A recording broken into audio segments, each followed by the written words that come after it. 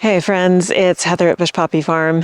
It is the evening of the same day as our previous video. I've decided that since the rain is coming in, I'm going to go ahead and take soil samples now because the soil is fairly dry. I'm going to take 3, and if you have never done soil samples before, I just want to show you what that's all about. So I have 3 different buckets. They're all going to be labeled A, B, and C because the paperwork has to be labeled. The first soil sample we're going to take is easy. It's from the pile. So we're going to get a sample of just this stuff.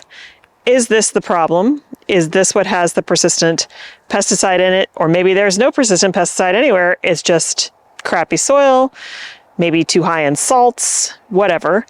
We need to get it tested. And then I'm going to take a sample of the soil from the beds. That's a combination of this and the soil that was already there. And then I'm going to take a sample way down where there is just the soil from last year. So it's like the native soil plus compost that I used last year. Because last year there was no evidence of persistent herbicides or any problems with growing anything other than the rodents eating things. But other than that, everything grew just fine. So it's real easy. In this case, I'm just going to take it all from one part because it's just one giant pile.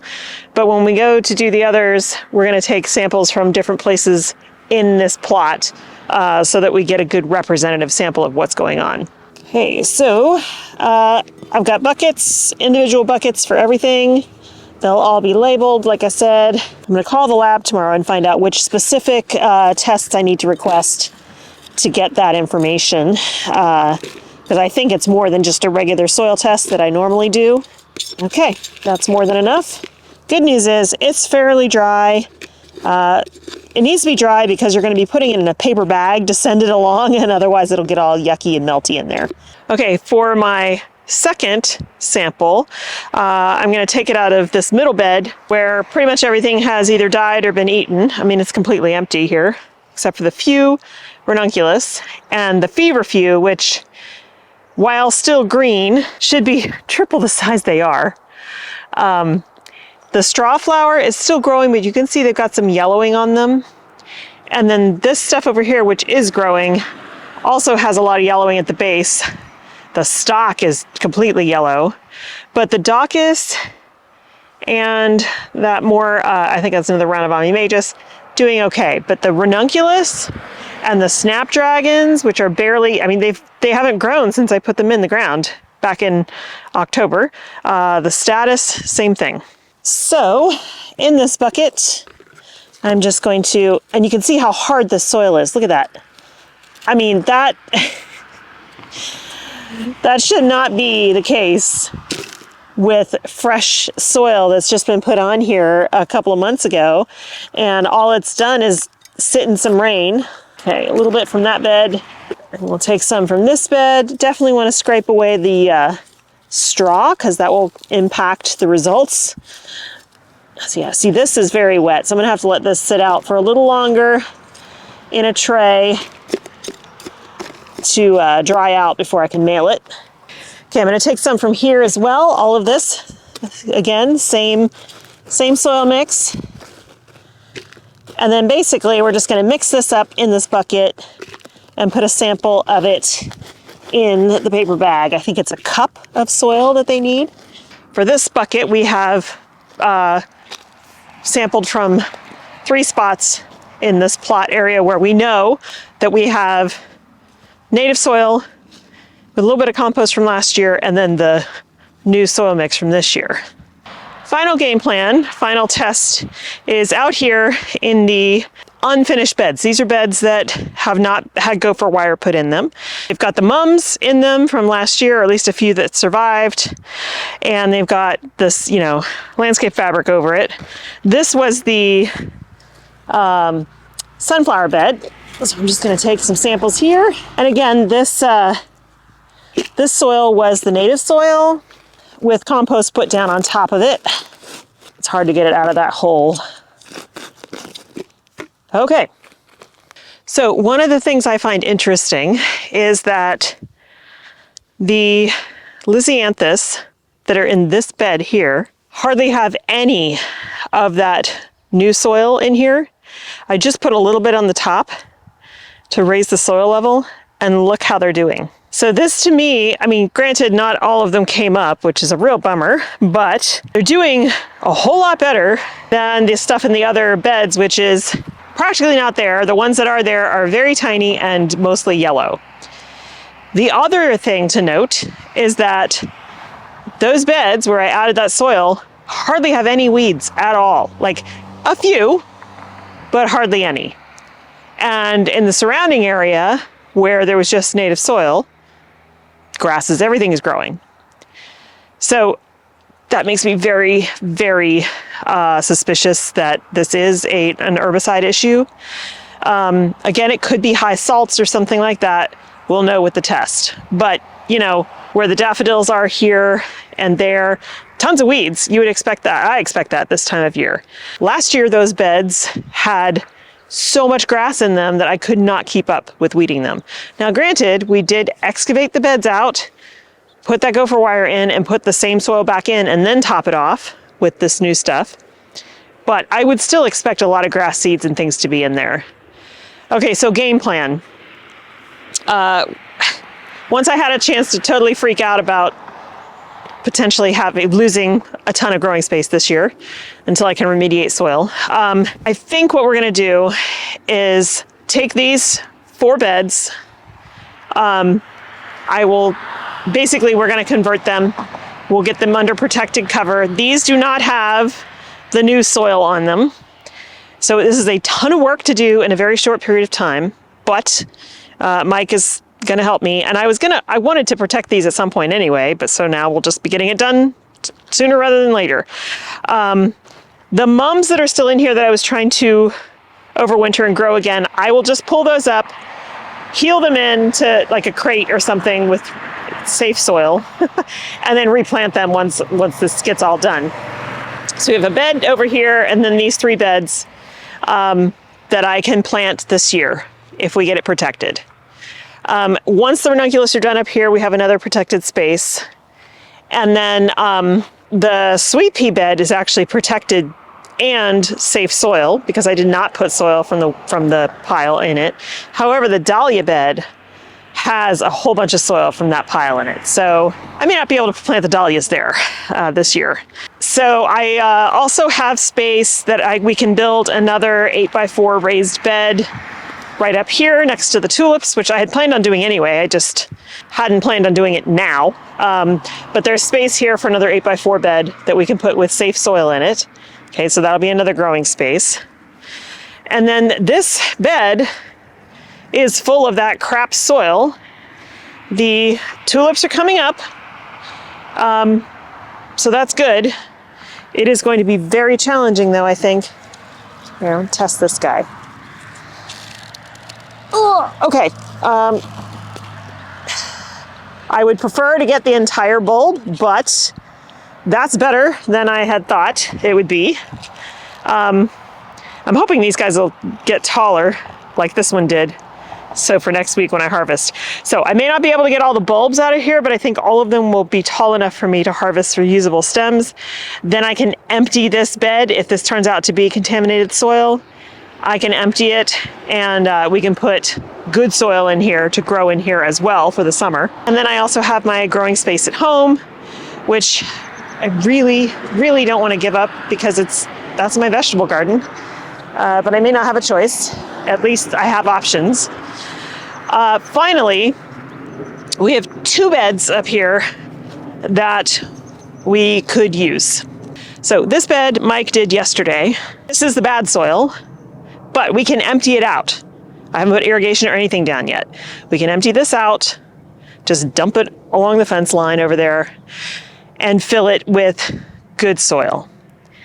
And this bed, we haven't even finished yet. We need to scoop it out a little bit more and then do the same thing, but put the good soil in. So we would have 2, let's see, that would be with the ones in the back, that would give us 6 40-foot long beds, which is a few short of what we're losing. So we have 8 beds that we'd be losing this year. So it's a lot of real estate.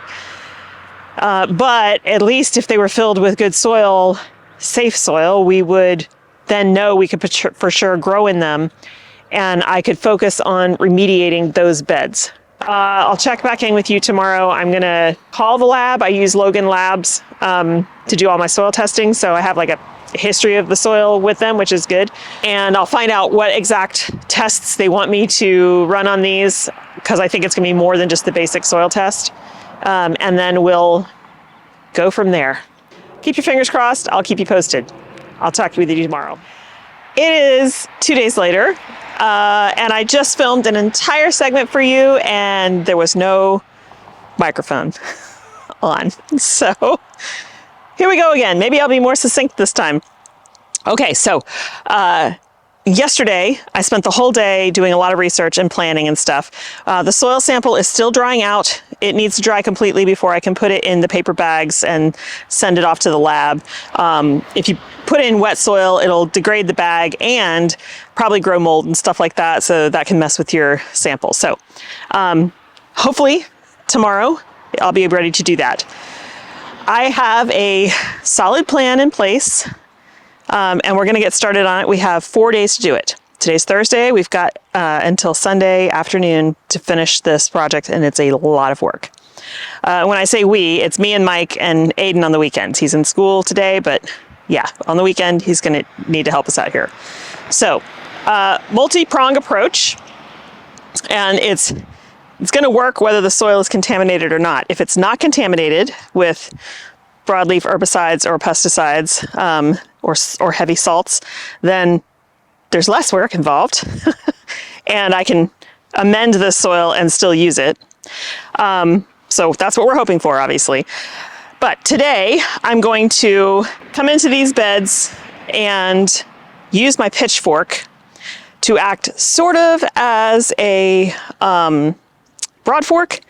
I'm just sliding the pitchfork into the soil, not sliding it. I'm gonna have to like stomp it in because the soil is so hard. This mix is terrible. And open up, just wiggle it a little bit. I'm not going to try to flip the soil or even do what you do with a broad fork and really lift it up. I just want to create lots and lots of channels for oxygen. So one of the reasons the ranunculus could be so stunted and not growing at all, in fact, a lot of them have shrunk since I put them in. I looked back at the video from November when I checked on things, and the plants were actually bigger then than they are now. One of those things could be that this soil is so compacted. It's just such terrible soil, and it has, the rains have really compacted it, that there's no oxygen in the soil, or very little, which means that the soil biology can barely exist because it needs oxygen as well as water to survive. So I'm going to go through and aerate all of these beds with my pitchfork. It won't be anything dramatic. I just want to open up a bunch of holes for oxygen to get in. I'm going to go down to these two beds, and all of this is not happening today. We're going to do a lot, as much as we can, but this is a big 4-day project at least. So then what we have to do is take all of this soil that's in this cage out. Mike did this for me the other day before we realized really what was going on. So we have to pull all of this soil out, cut this bed, nice sharp sides, a little bit deeper, put some of this soil that's in here, which is the native soil plus last year's compost, into here, and then top off with fresh compost. Put a new cage, fresh compost. I have 4 yards of compost arriving today in the next hour or so, and that's 100% organic compost. It's good. It's what I've always used and had great luck with. So we'll have these two beds for growing, which is great because the Lysianthus are coming next week. However, it's supposed to be raining, thunderstorm raining, for Monday through Friday next week. A lot of rain, which is good, but it also means that the Lizzie are going to have to wait to get in the soil, and they're already, because they were backordered, they're already 3 weeks late getting into the soil. So anyway, I'll have these two beds, they're 40 feet long. These two beds will be safe growing space for sure. We'll know the soil is great and safe, and I can plant them. Not safe from mice, so I'm still dealing with that issue, which is killing me because all the peanut butter bombs I set out, they haven't eaten any of those, and none of the traps have been sprung. Okay, but then all the beds down there, the 4 beds down there that are not gopher protected yet, but they have chrysanthemums in them, spotty. I'm going to dig up all of those chrysanthemums and put them in a crate with fresh compost and a label. And basically they're going to just be healed in there until we can get those beds reset. So we'll do what we've done up here. We will excavate out all those beds. Those are 4 40-foot long beds. Put the gopher wire in, put the fresh compost in, put the irrigation back down, et cetera, et cetera. Those will be safe places where I can also plant. So I'll have 6 beds, which is not as good as 14, but it's better than nothing. And then the tulip bed, unfortunately, that's the 8x4 raised bed. That has this crappy soil in it. And when those tulips come out, I need to excavate all of that out of there and put fresh compost in there. So that's going to be a huge job. They seem to be able to break through the surface, but it is so hard, so rock hard. I am not going to use the fork on that bed because they are planted very closely together and I'll pierce a whole bunch of bulbs and I don't want to do that. Okay, so that's the like, where can we safely grow part. Now for the rest of the beds, all I'm going to do at this point is aerate them. Once we get the soil test back, if the soil test says there is no persistent herbicide or pesticide or high salts or anything like that, if the soil is not contaminated, then that's great. I will aerate again, put a whole bunch of compost on top, aerate, and then use the pitchfork to kind of mix that in a little bit around the plants that are still here that are doing okay. And then also add more water-soluble calcium and a lot of worm compost tea, because that will add more biology, living biology, to the soil.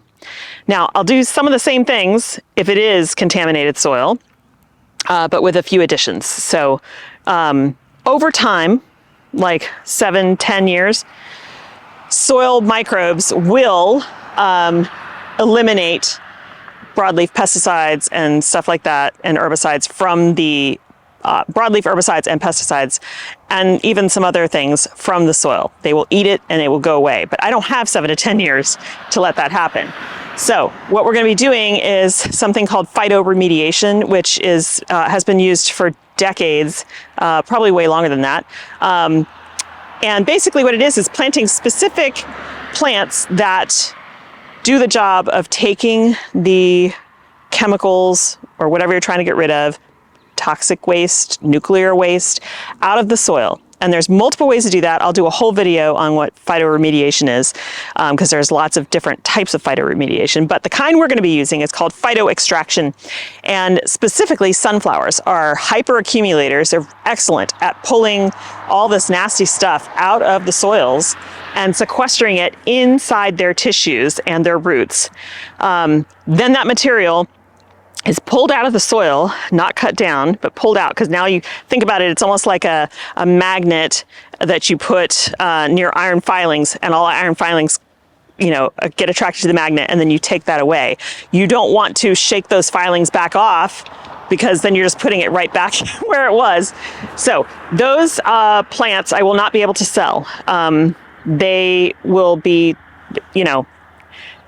it's not going to hurt the people who I sell them to, but wherever those people dispose of those plants, that broadleaf herbicide or pesticide or whatever the chemicals are that are in the soil that it sucked up will then be redeposited wherever they put it. So the ways to get rid of that are you either compost on site. I can just pile all that biomass way down at the far end when we're not growing anything and just let it decompose over time, but never use that compost. Maybe in 10 years, but that's not usable compost because it will contain all of those things that they pulled out of the soil. Or I can contact my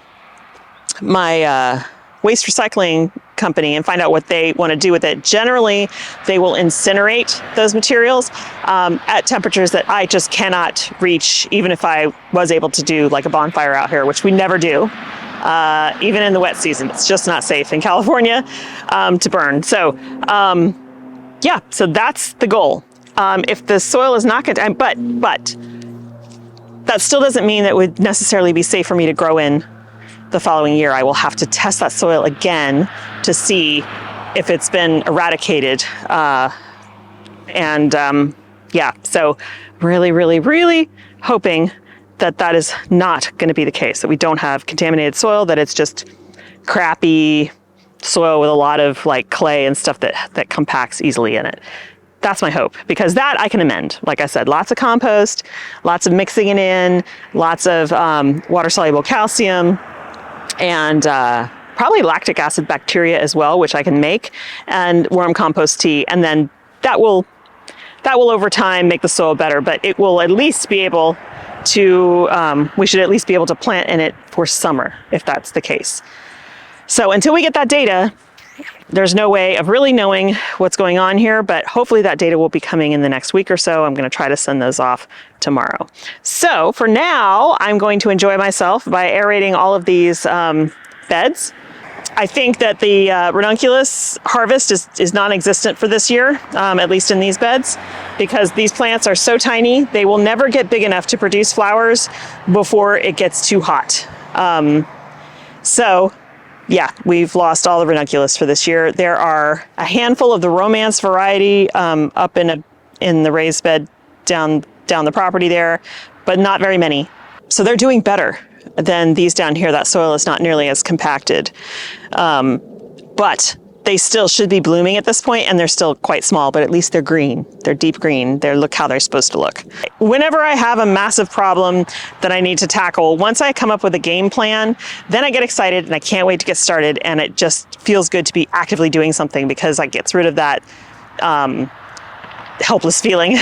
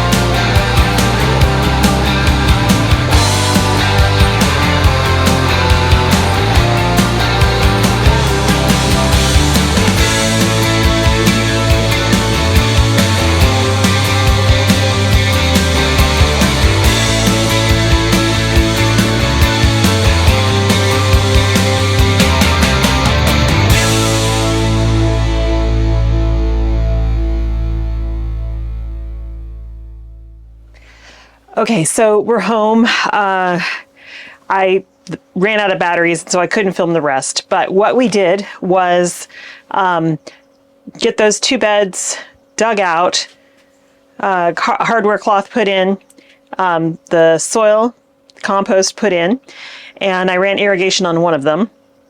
I also dug out most of the mums. I have one more variety to do, and potted those up just in a crate for now, because in 2 weeks or so they can go right back in the ground.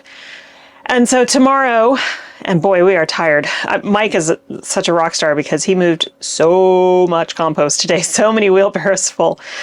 We'll go back out and we'll get started on those beds in the lower portion of the farm. And hopefully tomorrow I can also send off the soil tests and we'll just see what happens. So I'm still highly concerned about the rodent issue out there. Mike suggested, and I'm looking at my seedlings right now, Mike suggested putting a few things out, just like 10 or 20 of something, and seeing what happens, because maybe they'll be okay. And I've only caught 1 mouse so far. All those traps I've set so far, there's only 1 mouse caught.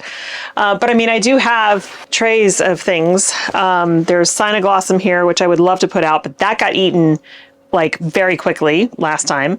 So I could add more. This is Amimagus. I could put more Amimagus and Sweet Annie and Sweet Alyssum and stuff out and just see what happens. I don't want to put out definitely no zinnias yet, although they're getting big. These are the zinnias here. This is Rudbeckia down here in the corner. That's why it's small, but these are not ready to go out. Most of them don't even have, well, yeah, they've got true leaves at this point, but it's way too cold still. We are still in the 50s in the daytime and in the upper 30s, low 40s at night. So definitely too cold. But they also can't stay in these trays forever. So I'm hoping to avoid having to bump them up. But it looks like tomorrow I need to come in here and fertilize everything and give everybody some water. So, you know, I do have things I can put out. This is almost an entire tray of stock. Actually, I think this is a good option to put out because I only sowed these because I'm trying to use up the seeds. Also, these get sown very, very close together, planted very close together because that's kind of the best way to get a tall stem. And they are one-hit wonders. They are not cut and come again. It's 1 stem, 1 flower for each plant. And so I could plant all of these, just pack them real close together and see what happens. And then I have a few status. Boy, my status germination was terrible, but I don't want to put those out yet either because those are precious to me. And until I get the rodent situation under control. Here is a tray of more straw flower. I'm sorry, scabby starflower, which I could put out because again, I'm just using up seed. And then more status. These actually look good. This is the apricot and pastel mix and yellow. And then this is all snapdragons here. So some of these could go out, but I really would like a lot of snapdragons this year. So I don't really want to have those get eaten up. Takeaways from today. When I was forking the beds to open them up, the beds that had the straw on them as top, as a mulch, that soil was easier to work than the beds that did not have mulch. That soil was like concrete.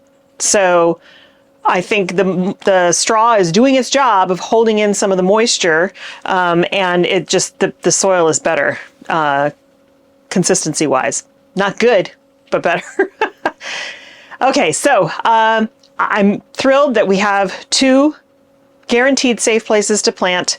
Lisianthus is coming next week, and I can put it out there in those 2 beds, and it'll be fine.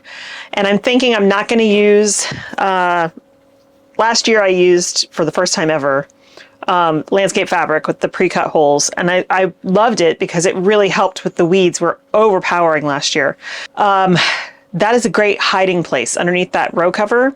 That landscape fabric is a great hiding place for mice and for slugs. And so I'm thinking I'm just going to plant the Lizzie and maybe put straw mulch down. They're going into 100% compost. You know, once they dig down a couple inches, then they'll hit native soil. But yeah, so the top layer is fresh compost. And I think I'm just going to take my chances and just weed as needed, because I'm trying to eliminate all the possibilities of the pests that are plaguing me. So yeah, I think that's what we're going to do. So we'll see. I've got things here I could plant out as test subjects. I just don't really want to, because I'm still haven't caught. If I was catching a whole bunch of mice, I probably would feel more comfortable about that. But so far, not. But I do want to show you our all of our winter squash and cucumbers and stuff have germinated, and you can see there's like white roots coming out the bottoms here.